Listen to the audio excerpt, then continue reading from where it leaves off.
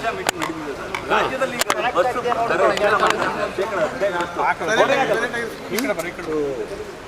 ಹೊರೆ ಯಾರಿಗಾಗುತ್ತೆ? ಜನಕ್ಕೆ ತಾನೆ, ಸರ್ಕಾರಕ್ಕೇನು ಹೊರೆ ಆಗಲ್ವಲ್ಲ. ಮುಖ್ಯಮಂತ್ರಿಗಳಿಗೆ ಮಂತ್ರಿಗಳಿಗೇನು ಹೊರೆ ಅಲ್ವಲ್ಲ, ಜನಕ್ಕೆ ತಾನೇ ಹೊರೆ ಆಗೋದು. ಜನಕ್ಕೆ ಹೊರೆ ಆಗೋದಕ್ಕೆ ಅವರು ಖುಷಿ ಪಡ್ತಾರೆ. ಅವರು ಸರ್ಕಾರದಲ್ಲಿ ಜನಗಳ ಮೇಲೆ ಎಷ್ಟು ರೀತಿಯಲ್ಲಿ ಹೊರೆ ಹೊರಲಿಕ್ಕೆ ಸಾಧ್ಯ ಹೊರಿಸ್ದಾಗೆ ಆನಂದ ಪಡ್ತಕ್ಕಂಥ ಸರ್ಕಾರ ಇದೆ. ಈ ಸರ್ಕಾರ ರಚನೆ ಆದ ದಿನದಿಂದ ಯಾವ್ಯಾವ ರೀತಿಯಲ್ಲಿ ಜನಗಳ ಮೇಲೆ,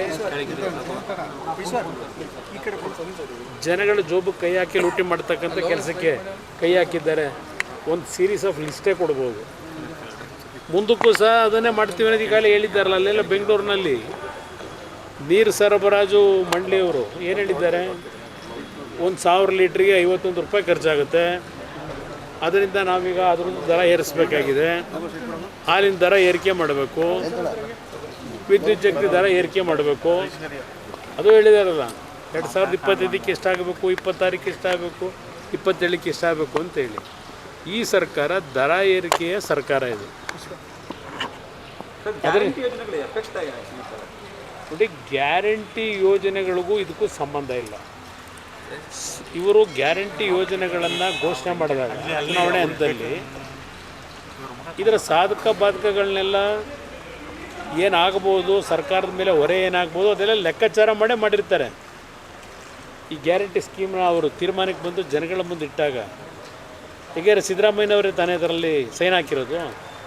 ಸಿದ್ದರಾಮಯ್ಯನವರು ಮತ್ತು ನಿಮ್ಮ ಇನ್ನೊಬ್ಬರು ಸೈನ್ ಹಾಕಿರೋದು ಬಿಟ್ಟು ನಾವು ತಲೆ ಕೆಡಿಸ್ಕೊಳ್ಳಲ್ಲ. ಸಿದ್ದರಾಮಯ್ಯನವರು ಈ ದೇಶದಲ್ಲೇ ಬಹುಶಃ ಮನಮೋಹನ್ ಸಿಂಗ್ ಬಿಟ್ಟ ಮೇಲೆ ಅತ್ಯಂತ ದೊಡ್ಡ ಮಟ್ಟದ ಆರ್ಥಿಕ ತಜ್ಞರು ಈ ದೇಶದಲ್ಲಿ. ಅವರೇ ಸೈನ್ ಹಾಕಿರೋದಲ್ವೇ 5 ಗ್ಯಾರಂಟಿಗೆ ಕೊಡ್ತೀವಿ ಅಂತ ಹೇಳಿ. ಅದನ್ನು ಅವರು ಸೈನ್ ಹಾಕಬೇಕಾದ್ರೆ, 5 ಗ್ಯಾರಂಟಿ ಘೋಷಣೆ ಮಾಡಬೇಕಾದ್ರೆ ಇದರ ಸರ್ಕಾರದ ಮೇಲೆ ಬೀಳ್ತಕ್ಕಂಥ ಖರ್ಚು ವೆಚ್ಚಗಳ ಬಗ್ಗೆ ಅವ್ರಿಗೆ ಮಾಹಿತಿ ಇಟ್ಕೊಂಡೇ ಮಾಡಿರ್ತಾರೆ.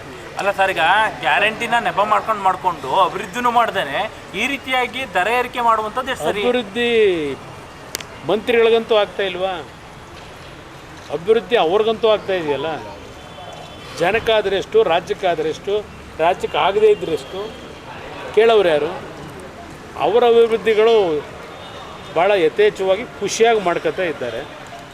ಪ್ರತಿಯೊಂದಕ್ಕೂ ಪರ್ಸೆಂಟೇಜು.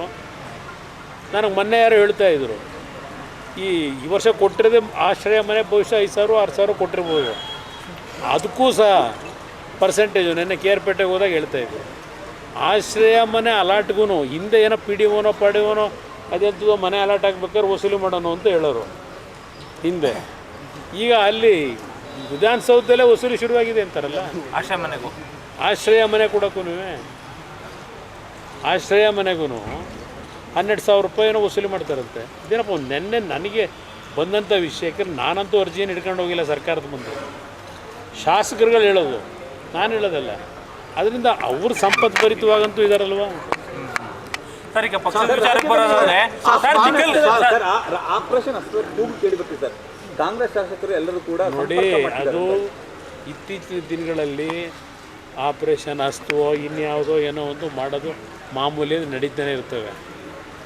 ಅದಕ್ಕೆ ಸೊಪ್ಪು ಹಾಕ್ಬೇಕಲ್ಲ. ಹೌದು, ನಮ್ಮಲ್ಲಿ 18 ಜನ ಶಾಸಕರಿದ್ದಾರೆ. 18 ಜನ ಶಾಸಕರು ಒಟ್ಟಾಗಿದ್ದಾರೆ. ಅದನ್ನು ಮೊನ್ನೆ ಹರೀಶ್ ಹೇಳಿರೋದು. ಹಲವಾರು ರೀತಿಯಲ್ಲಿ ಒತ್ತಡಗಳಾಗ್ತಾ ಇರೋದು ನಿಜ. ಆದರೆ ನಮ್ಮಲ್ಲಿ ಎಲ್ಲ ನಾವು ಒಂದು ಒಗ್ಗಟ್ಟಲ್ಲಿ ಒಂದು ವಿಶ್ವಾಸದಲ್ಲಿದ್ದೇವೆ ಅಂತಕ್ಕಂಥದ್ದನ್ನು ಈಗಾಗಲೇ ಶಾಸಕರ ಪರವಾಗಿ ಹರೀಶ್ ಹೇಳಿರ್ತಕ್ಕಂಥದ್ದು. ಅವರೆಲ್ಲ ಕೂತು ಚರ್ಚೆ ಮಾಡ್ತಾ ಇರ್ತಾರೆ. ಬೆಳಗಾವಿ ಅಧಿವೇಶನದಲ್ಲೂ ಏನೇನು ನಡೀತಿದೆ ಅಂತಕ್ಕಂಥದ್ದು ಅವರೆಲ್ಲ ಮೀಟಿಂಗಲ್ಲಿ ಮುಕ್ತವಾಗಿ ಚರ್ಚೆ ಮಾಡ್ಕೊಂಡಿರ್ತಾರೆ, ಏನೇನು ನಡೀತಿದೆ ಅಂತ ಹೇಳಿ. ಅದನ್ನೇ ಮೊನ್ನೆ ಹರೀಶ್ ಹೇಳಿರೋದು.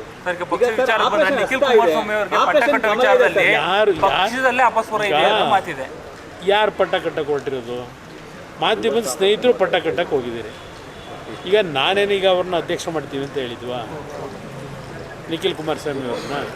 ನಿಖಿಲ್ ಕುಮಾರಸ್ವಾಮಿ ಅವರ ಹೆಸರನ್ನ ಮುಂಚೂಣಿ ತಂದಿರತಕ್ಕಂಥ ಮಾಧ್ಯಮದಲ್ಲಿ ಕೆಲವು ಮಾಧ್ಯಮದಲ್ಲಿ ಬಂದಿರೋದು ನೋಡಿದ್ದೇನೆ. ನಮ್ಮಲ್ಲಿ ಇನ್ನೂ ಚರ್ಚೆಗಳೇ ಆಗಿಲ್ಲ. ಇನ್ನೂ ಸಾಂಸ್ಥಿಕ ಚುನಾವಣೆಗಳಾಗಬೇಕು ಪಕ್ಷದಲ್ಲಿ. ಅದೆಲ್ಲ ಆಗದೆ ಈಗಲೇ ಅವೆಲ್ಲ ಪ್ರೋಸೆಸ್ಸೇ ಪ್ರಾರಂಭ ಆಗಿದೆ. ನೀವೇ ಊಹೆ ಮಾಡ್ಕೊಂಡು ನೀವೇ ತೋರಿಸ್ಕೊತಾ ಮುಖ್ಯಮಂತ್ರಿಗಳ ಹೆಸರು ಶಿವರಾಮರೇ, ನಾನು ಬ್ರದರ್ ನೀವು ಒಳ್ಳೆ ಪ್ರಶ್ನೆ ಕೇಳಿದ್ರಿ. ಅದು ಯಾಕೆ ಇಷ್ಟೆಲ್ಲ ಒದ್ದಾಡ್ತೀರಿ? ನಾನು BJP ಸ್ನೇಹಿತರುಗಳಿಗೂ ಮನವಿ ಮಾಡ್ತೀನಿ, ಯಾಕೆ ರಸ್ತೆಯಲ್ಲಿ ಪ್ರತಿಭಟನೆ? ಮುಖ್ಯಮಂತ್ರಿಗಳಂತೂ ಈ ವಿಷಯದಲ್ಲಿ ನಾನು ಗಮನಿಸಿರ್ತಕ್ಕಂಥದ್ದು, ಆ ಪ್ರಿನ್ಸಸ್ ರಸ್ತೆಯನ್ನು ಬದಲಾವಣೆ ಮಾಡಿ, ಹೆಸರನ್ನು ಬದಲಾವಣೆ ಮಾಡಿ ಇವ್ರ ಹೆಸರಿಡಬೇಕು ಅಂತಕ್ಕಂಥ ಒಂದು ಮುನ್ನೆಲೆಗೆ ಬಂತಲ್ಲ. ಮುಖ್ಯಮಂತ್ರಿಗಳು ಬೇಡ ಅಂತಲೂ ಹೇಳ್ತಾ ಇಲ್ಲ, ಬೇಕು ಅಂತಲೂ ಹೇಳ್ತಾ ಇಲ್ಲಪ್ಪ, ಜಾಣ ಮೌನಕ್ಕೆ ಒಳಗಾಗಿದ್ದಾರೆ ಅಲ್ವೇ? ಇಷ್ಟೆಲ್ಲ ಕಾಂಟ್ರವರ್ಸಿ ಮಾಡ್ಕೊಳ್ಳೋದು, ಇಷ್ಟೆಲ್ಲ ಬೀದಿಲಿ ಪ್ರತಿಭಟನೆ ಮಾಡೋದು, ಇದೆಲ್ಲ ಬಿಟ್ಟು ಅತ್ಯಂತ ಮಹತ್ವವಾಗಿ ಇಡೀ ದೇಶದಲ್ಲಿ ಚರ್ಚೆ ಆಯ್ತಲ್ವೇ ಕೆಸರೆ ಗ್ರಾಮ. ಆ ಕೆಸರೆ ಗ್ರಾಮದ ರಸ್ತೆಗೆ ಸಿದ್ದರಾಮಯ್ಯ ಹೆಸರಿಟ್ರೆ ಆಯ್ತಪ್ಪ, ಯಾವ ಕಾಂಟ್ರವರ್ಸಿ ಇರಲ್ಲಲ್ವಾ? ಕೆಸರೆ ಗ್ರಾಮಕ್ಕೆ ಹೆಸರಿಟ್ಕೊಂಬಿಡಿ, ಸಿದ್ದರಾಮಯ್ಯ ಬಡಾವಣೆ ಅಂತಲೋ, ಸಿದ್ದರಾಮಯ್ಯ ಎಂಥದ್ದು ರೋಡ್ ಅಂತಲೋ ಇಟ್ಕೊಂಬಿಡಿ. ಅದು ಯಾಕೆ ಸುಮ್ಮನೆ ಪಾಪ ಮೈಸೂರು ಅರಸರ ಕುಟುಂಬದ ಹೆಸರನ್ನ ತರೋದು? ಪಾಪ ಅವರೆಲ್ಲ ಸತ್ ಸ್ವರ್ಗದಲ್ಲಿದ್ದಾರೆ, ರಾಜ್ಯಕ್ಕೆ ಕೊಡುಗೆ ಕೊಟ್ಟು. ಏನು ಕೊಡುಗೆ ಮೈಸೂರಿಗೆ? ಈಗ ನಾನು ಆಗಿದ್ರೆ ಕೇಳಬೇಕಲ್ವೇ? ನಾನು ಆ ಕೆಲಸಕ್ಕೆ ಹಿಡಿಯಲ್ಲ.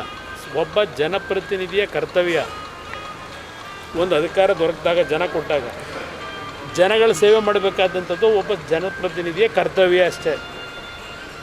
ಅವರು 1983-85 ಬಂದ್ರಲ್ವೇ ಶಾಸಕರಾಗಿ, ಮೈಸೂರು ಜಿಲ್ಲೆ ರಾಜಕಾರಣ 83 ಬಂದರು. 2 ಬಾರಿ ಉಪಮುಖ್ಯಮಂತ್ರಿ ಆದರು, 2 ಬಾರಿ ಆದರೂ 3 ಬಾರಿ ಆದರು. ವಿರೋಧ ಪಕ್ಷದ ನಾಯಕರು 1 ಬಾರಿ ಮುಖ್ಯಮಂತ್ರಿಯಾಗಿ 2ನೇ ಬಾರಿ ಪೂರ್ಣಗೊಳಿಸ್ಲಿಕ್ಕೆ ಹೊರಟಿದ್ದಾರೆ. ಮುಂದಿನ 3 ವರ್ಷ ನಾನೇ ಅಂತ ಹೇಳ್ಕೊಂಡಿದ್ದಾರೆ. ಈಗ ಇಷ್ಟೆಲ್ಲ ಅಧಿಕಾರ ದೊರಕಿ ಯಾವ ಮೈಸೂರಿನ ಪುಣ್ಯಾತ್ಮರು ಇವರಿಗೆ ಇಷ್ಟೆಲ್ಲ ಬೆಳೆಸಿದ್ರು? ಅವರು ಕೊಟ್ಟಂಥ ಕೊಡುಗೆ ಮೈಸೂರು ಜಿಲ್ಲೆಗೆ. ಕುಮಾರಸ್ವಾಮಿ ಇದ್ದಂಥ ಯಾವುದೋ ಒಂದು ಲಾಟ್ರಿ ಮುಖ್ಯಮಂತ್ರಿಯಾಗಿ 18 ತಿಂಗಳು ಮತ್ತು 14 ತಿಂಗಳು ಮೈಸೂರಿಗೆ ಕೊಟ್ಟಿರೋ ಕೊಡುಗೆ ಚರ್ಚೆ ಮಾಡೋಣ.